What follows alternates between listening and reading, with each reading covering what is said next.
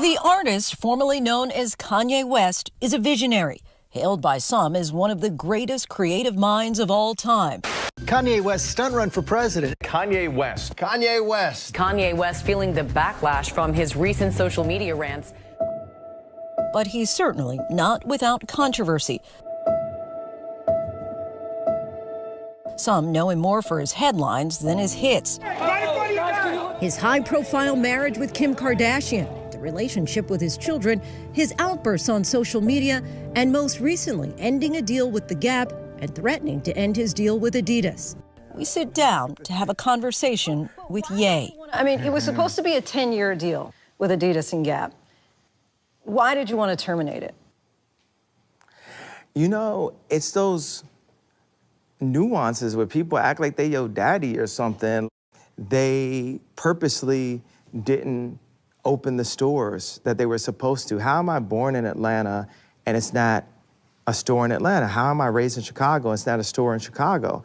That means that I was there for some specific agenda, not for Yeezy Gap to be everything that it could be, or this dream that I had about what the Gap could be.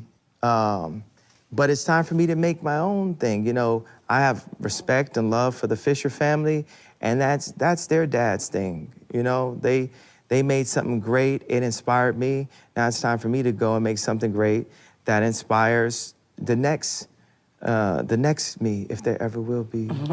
No, we had to level up.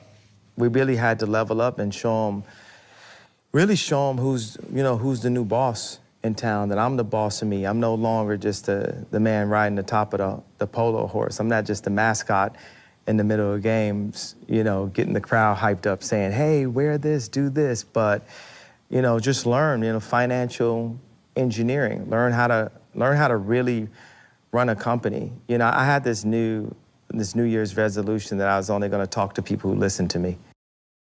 The Gap provided a statement to ABC News saying in part, "We are confident we have been in compliance with the terms of our agreement since the outset, and we will continue to work amicably to unwind it. Above all, we wish Ye well." Ye remains in a legal battle with Adidas to receive ownership of his brand. The next step, he says, is to sell Yeezy directly to consumers, something he argued about with radio host Sway back in 2013. Why don't you empower yourself and don't need them and do it yourself? How, Sway? Take a few steps back to go. You ain't got the answers, man. You ain't got the answers. You ain't got the answers. You ain't got the answers, Sway. So Sway, almost 10 years ago, said, man, why don't you do it on your own? Was he right? You know what? I will go ahead and say Sway had the answer. I know people are gonna be like, no. Is that gonna be affordable and accessible for people? Because I know some of your sneakers are thousands of dollars. I mean, if it's up to Meezy, Yeezy, it'd be freezy. You're not Meezy. But, you know, life is free. Life is the event. Life is a gift. But wait, I want to go back to that, because you said if it were up to Meezy, it would be freezy. But how much is it going to be? Because, you know, people want to know. How much is it going to be? Yeah. First store is going to be in Atlanta, right? People who are going to walk in off the street, can they buy something for 30 bucks? 20. 20. I like multiples of 20. Simplifying things. 20 will get me a T-shirt? Get you 4 T-shirts. So it's going to be very accessible. Very accessible. Very affordable. Very affordable. So you were able to kind of accomplish what you needed, it seems, with Gap and Adidas. Perhaps it was a breach of contract situation, so now you're going to be able to still... You, as a dad, are you getting now some progress with that and able to spend the time you want with your children? Yeah, absolutely. Everything's a process, and there has been progress. God bless. Like, a couple days ago, I got to see my daughter's improvement in basketball. Like the first season, you know, she was just kind of not knowing what to do, not knowing how to handle the ball, not knowing how to handle herself. And you know, as far as co-parenting goes, I put my foot down with Kim and I said, Like, I learned how to play basketball in a summer and came back and won championships. So I, as her dad, am gonna go and I'm gonna coach her every morning. She trained every day and I really stayed on her. And when she came back, she had the confidence. She was almost like a Dennis Rodman. I'm saying stuff to her like, never let anyone take anything from you. Protect your little brothers and sisters. Protect the family. Never let anyone take our company. I'm literally saying this to her because I realize she's one of the people in the family that will make sure that no one ever takes our company. No one ever takes what me and Kim have built with both of our brands and the brands that we're building now. Do you feel you have a voice as you're co-parenting now? I do have a voice, but I had to fight for it. I had to go on Instagram and I had to turn up. You know, people want to be, oh yeah, Kanye, whatever. No, I legally changed my name. It's just a beginning of a respect. Or with Adidas, like, oh, you know, we're just gonna like take your colorways and we're just gonna do that.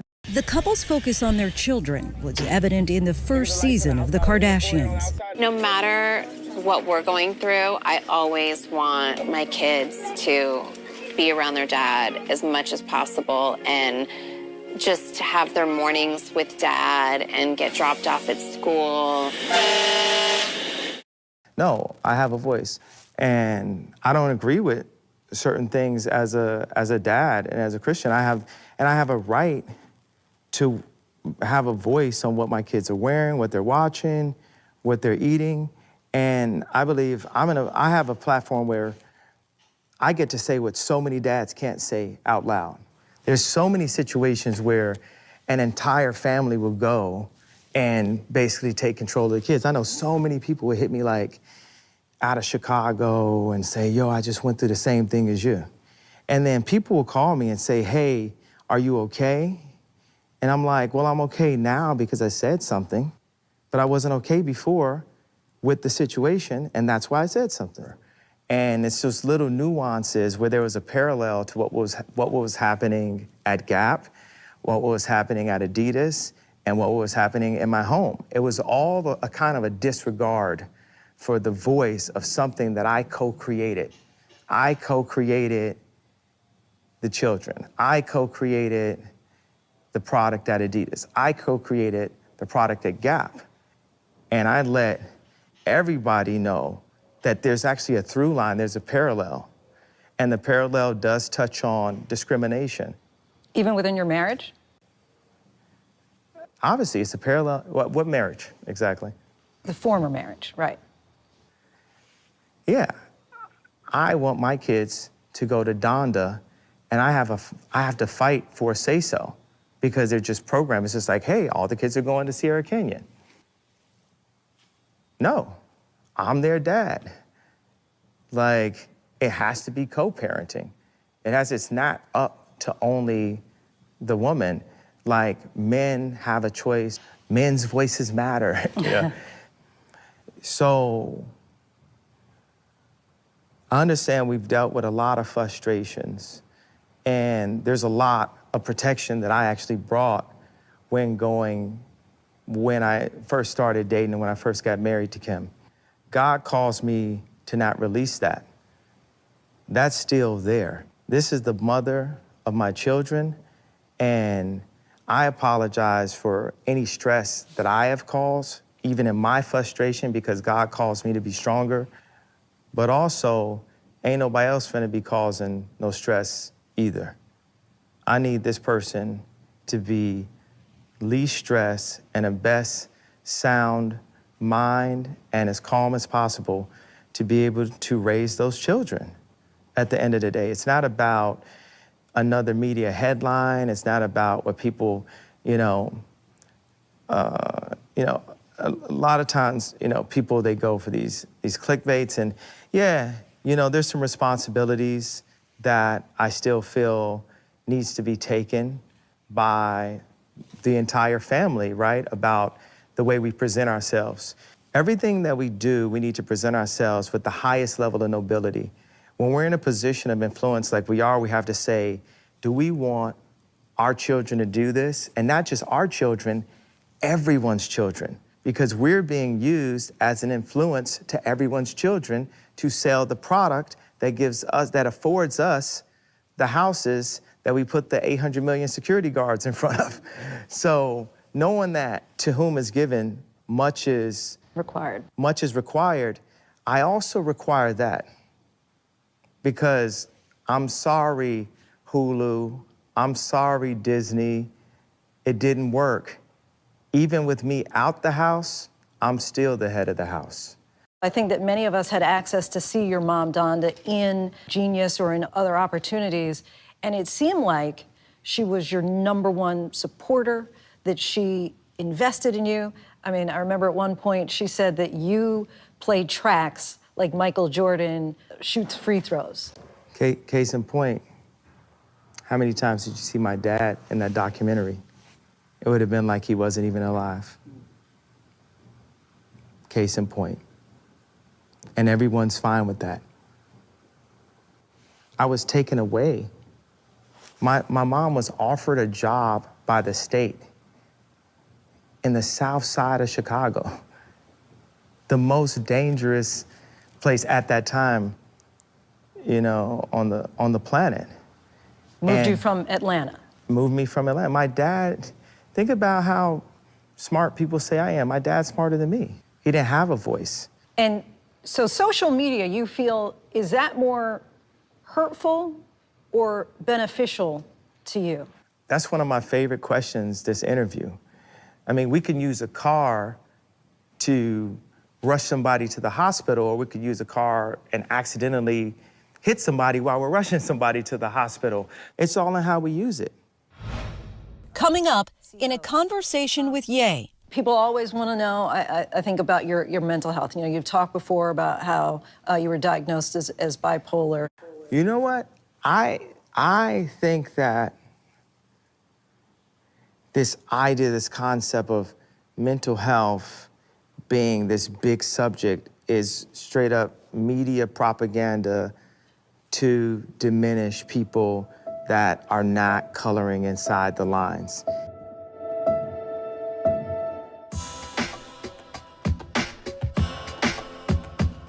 Danda Academy.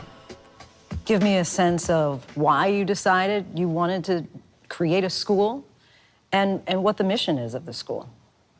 Well, it's a gospel school. We spread the gospel. I grew up Christian. Both my mom and dad were Christian, and it actually started off, it was called Yeezy Christian Academy, and we started it during COVID. And these are the things that I was interested in, but had to go and work on during, you know, study hall or between classes or after school or on weekends. And to be able to incorporate that, you know, to be a performing arts school, to be a design school, an architecture school, a farming school, automotive engineering school, a computer hardware and software school, financial engineering, not just financial literacy, and also to teach the gospel. And that is Danda. In this moment right now, for you, because you talked about, you know, being able to have a voice in, for example, where your kids go to school, do you want them to go to Danda Academy? Yeah, absolutely, because, I mean, schools are started with, you know, rich people hiring Aristotle to teach their kids. You know, you can have tutors for specific things and actually turn your kids to, like, geniuses, and, you know, if your kids are geniuses, promoting that, and, like, they're 3 grade levels ahead. Like, that period of theta between, like, 4 and 8, the kids can learn the most, and they're kind of just sitting them in, like, this mundane, you know, place into society. It's about, like, normalizing the kids and making sure that they fit into society. So, yeah, if you ask me, the kids should go to my school, and that should be supported. And it's not supported? Oh, it's definitely not supported. Like, all of these, like, celebrities, we get so distracted by what the internet just said about us, and, you know, what we're doing online, or what, you know, what we have to do with our careers, because it's hard out here. You know what I'm saying? It's, like, hard enough to just raise a family, but then we have to keep up an image. You know, we gotta keep up our cars and our houses and our clothes and all that. not realizing that all the while there's this thing that's like that hurts you when you have to like scream about what your kids are wearing, or or you have to say it like a million times over. In addition to his family, his energy is also apparent in his business pursuits and Danda Academy. But many are critical of some of his social media posts, leading some to question his mental health. People always want to know, I think, about your mental health. You've talked before about how you were diagnosed as bipolar. You know what? I think that this idea, this concept of mental health being this big subject is straight up media propaganda to diminish people that are not coloring inside the lines. Even the Genius documentary was a backhanded version of that by the time they got to the third act, he's like, oh, I turned the camera off on you. And it doesn't matter. It doesn't even matter. For 2 years, they try to say I want a billionaire. Well, if you're my friend and my boy, why wouldn't you have said, hey, yo, I turned the camera off on you and I'm gonna put it in this documentary? Unless that's what they want. They want to have it where if there's anything that's innovative, like we just accept this kind of idea of people saying like, hey, we want to talk about your mental health. And it's like, almost like if a white person said to a black person, hey, we want to talk about your blackness. I get it. Like, wait, what?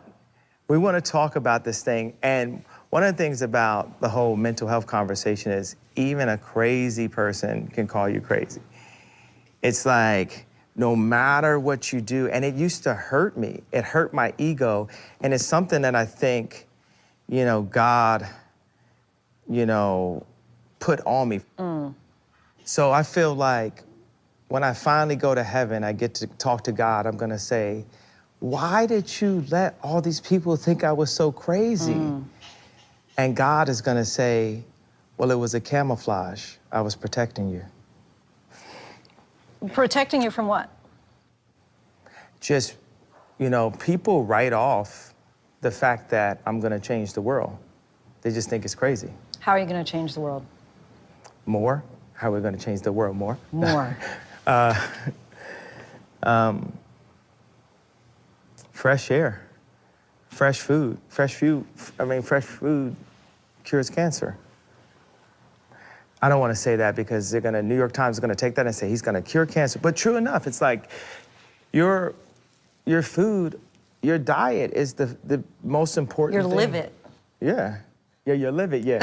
you're live it because you don't want to die.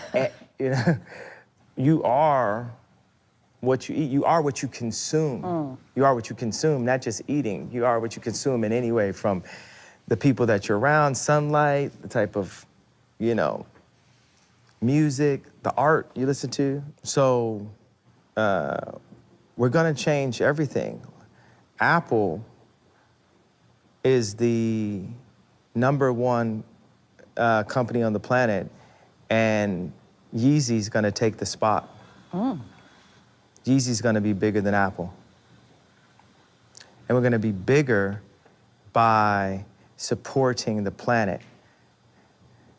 So I'm Steve Jobs, and the earth is not, no. But you mean in an apparel way? You mean you're talking about in just clothing? When you're saying that you're going to change the world and that you're going to replace Apple as Yeezy, I mean, right now we know. Well, I didn't say we're Yeezy going to replace Apple. We're still going to use Apple. Apple is just it's a standard, it's a base. Apple is part of the reason that Yeezy's going to have the opportunity to be bigger. We're going to stand on the shoulders of Apple, and that's exactly what Steve would have wanted.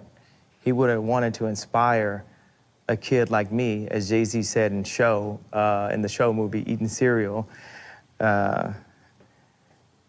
to stand on the shoulders of Apple and take it to the next frontier, and to realize that the human being is the iPhone and our earth is our office. And we need to support both of those things in everything that we do. And that's how, not me, but we, as a collective, our species, we're gonna change the world. We're gonna change the world through information, through knowledge, through love, through respect, through understanding. I can't single-handedly change the world, but we can implement the truth. And let's start with the truth and start with transparency, and we can collectively, not can, I don't like the word can, we will make the world better. And I understand in this world that, as my grandfather used to say, you're gonna need some money, that you're gonna need some money. But when I lean on the idea of the richest black man of all time, it was really in defense of the mental health conversation. It's like, well, if I'm so what you say I am, why did I end up with this? Maybe I was right. Maybe I'm actually right about these things, and you didn't want anyone to know I was right, so you said, don't listen to him, he's this. But then you go back and play everything I ever said in slow motion, whether I said it really high or whether I said it really low, and it's like, oh, that's actually true. And there's so many examples throughout history where people were misunderstood in their time. And it's I do not like when people say, oh, you're 20 years ahead of your time. Well, I'm not doing a good job because I need to, like we were saying before, be able to actualize these things that are 20 years ahead and bring them to people in real life, or else it's something that only I'm enjoying in my imagination. God needs, the world needs to enjoy what's in my imaginations. I could just literally hear Dizzy Gillespie in the back. I see dreams. Oh, yeah, right. In 2016, he reimagined himself in the world of politics. He's a good man. Publicly pledging his support for then Republican candidate Donald Trump. Then in 2020, he ran for president of the United States himself and says his days in politics are not over. Obviously, you did run for president in 2020. Do you have future political aspirations? Yes, absolutely. The aspirations, that time wasn't in God's time. I'm sure there's lives that were saved. I'm sure God had me fall on the sword and say, this is not the time. But, he's a redeemer. He's given me this oxygen. He's given me this platform. He's put amazing people around me. He's given me new publicists, a new lease on life, new air to breathe, and a new respect.